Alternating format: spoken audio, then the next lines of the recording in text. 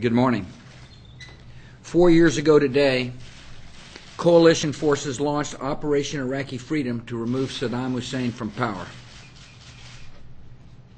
They did so to eliminate the threat his regime posed to the Middle East and to the world.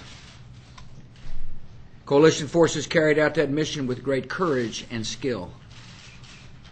Today, the world is rid of Saddam Hussein, and a tyrant has been held to account for his crimes by his own people.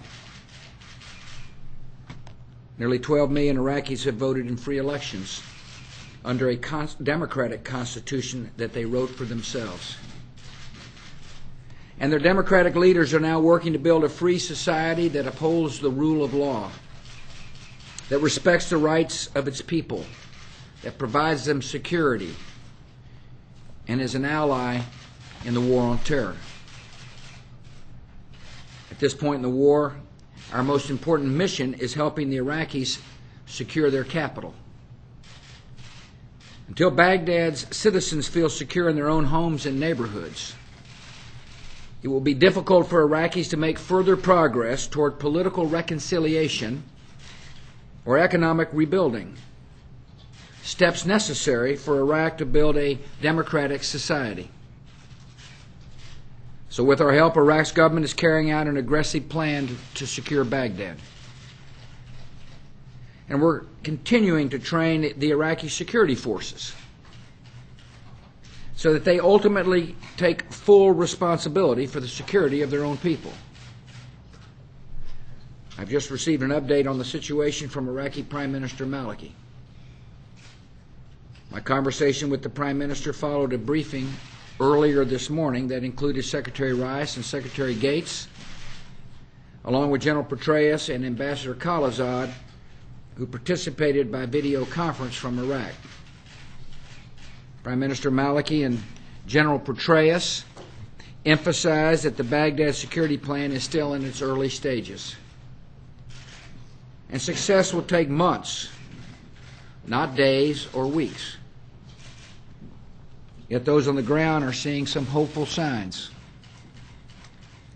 The Iraqi government has completed the deployment of 3 Iraqi Army brigades to the capital, where they've joined the 7 Iraqi Army brigades and 9 National Police brigades that were already in the area. The Iraqi government has also lifted restrictions that once prevented Iraqi and coalition forces from going into areas like Sadr City. American and Iraqi forces have established joint security stations. Those stations are scattered throughout Baghdad, and they're helping Iraqis reclaim their neighborhoods from the terrorists and extremists. Together, we've carried out aggressive operations against both Shia and Sunni extremists, carried out operations against al-Qaeda terrorists. We've uncovered large caches of weapons and destroyed 2 major car bomb factories that were located on the outskirts of Baghdad. I want to stress that this operation is still in the early stages. It's still in the beginning stages.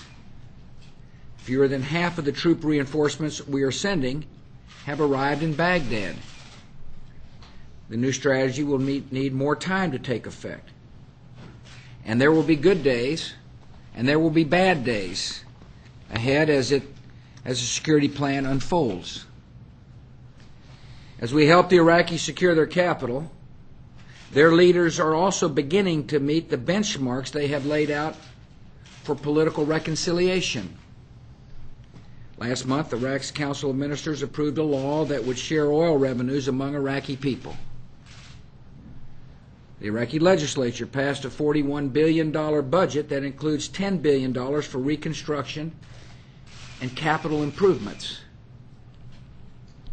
And last week, Prime Minister Maliki visited Ramadi, a city in the Sunni heartland, to reach out to local Sunni tribal leaders.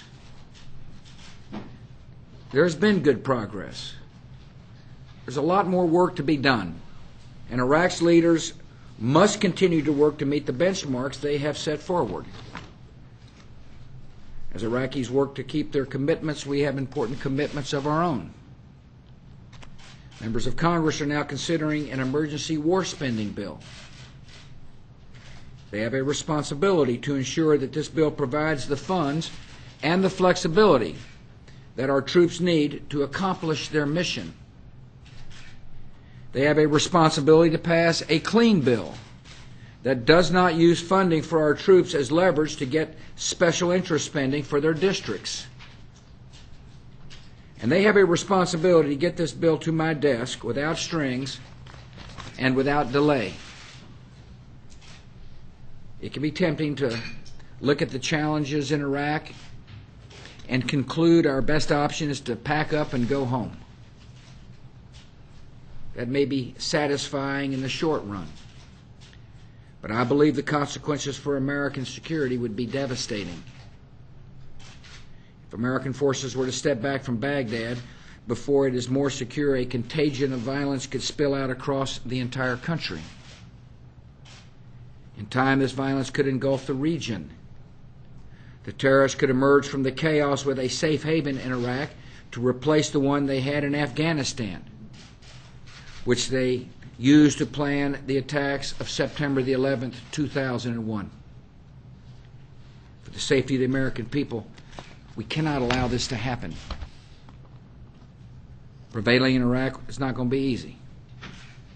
General Petraeus says that the environment in Iraq is the most challenging that he has seen in his more than 32 years of service. He also says that he's been impressed by the professionalism and the skill and determination of our men and women in uniform. He sees in our troops, quote, a true will to win and a sincere desire to help our Iraqi partners achieve success. 4 years after this war began, the fight is difficult, but it can be won. It will be won if we have the courage and resolve to see it through. I'm grateful to our servicemen and women for all they've done and for the honor they brought to their uniform and their country.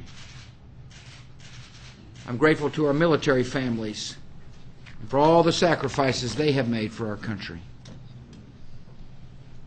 We also hold in our hearts the good men and women who've given their lives in this struggle. We pray for the loved ones they have left behind. The United States military is the most capable and courageous fighting force in the world. And whatever our differences in Washington, our troops and their families deserve the appreciation and the support of our entire nation. Thank you.